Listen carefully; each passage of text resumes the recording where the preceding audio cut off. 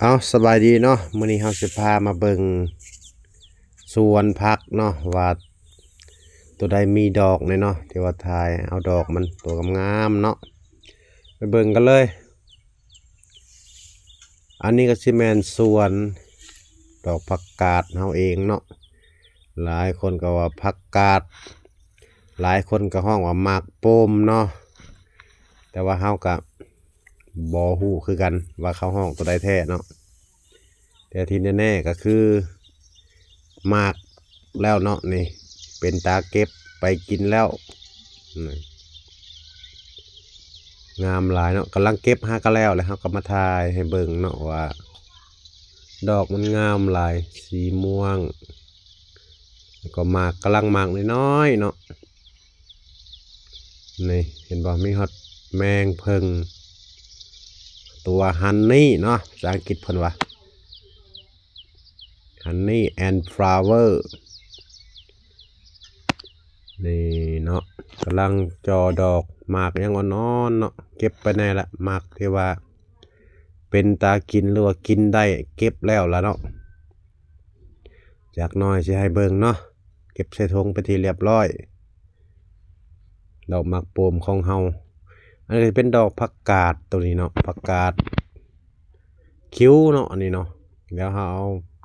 ในมันหรือว่าเอาแกนมันให้มันแก่แล้วเฮาก็จะให้มันดอกในปีต่อไปเนาะนี่ถือว่างามหลายเนาะกำลังหมากตาสะออนก็เลยถ่ายให้พี่น้องเบิ่งเนาะFCทั้งหลายเบิ่งนำกันว่ามันสิเป็นงามแนวใด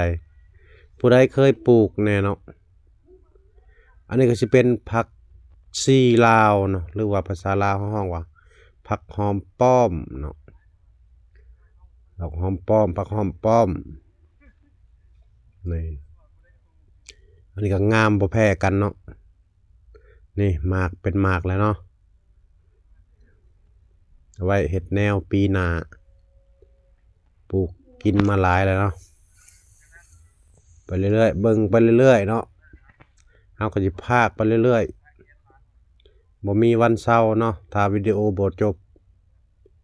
นี่มักโปมเฮาคือเก่าเนาะแมงพูงนี่มักน้อยๆนี่3มื้อเก็บเทื่อนึง3มื้อเก็บเทื่อนึงเนาะถ้าขายเป็นกิโลก็น่าจะกิโลนึง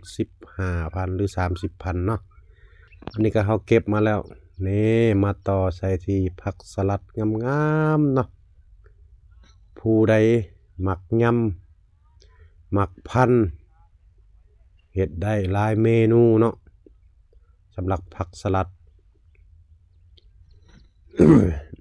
อนุญาตเนาะนี่เป็นแถวอย่างเนาะน้านหนึ่งจะมีอยู่8แถวเนาะนี่งามบอกพี่น้องมีขายเด้อ10,000,000ช่วงนี้ถูกสุดนี่ก็จะเป็นหอมป้อมเนาะกำลังปลูกอีกทิศหน้านี่ก็ถือว่าขายได้แล้วเนาะโล50,000กีบอันนี้ก็ได้นี่มาเบิ่งต่ออันนี้ก็จะเป็นดอกผักสลัดอันนี้เนาะเอาไว้เฮ็ดแนว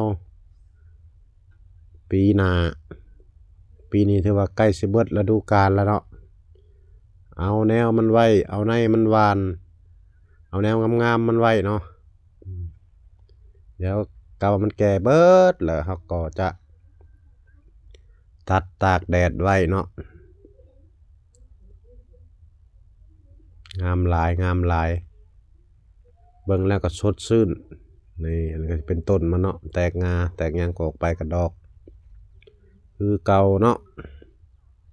พากไปเรื่อยๆเบิ่งไปเรื่อยเนาะอีกบ่นานก็คงหาย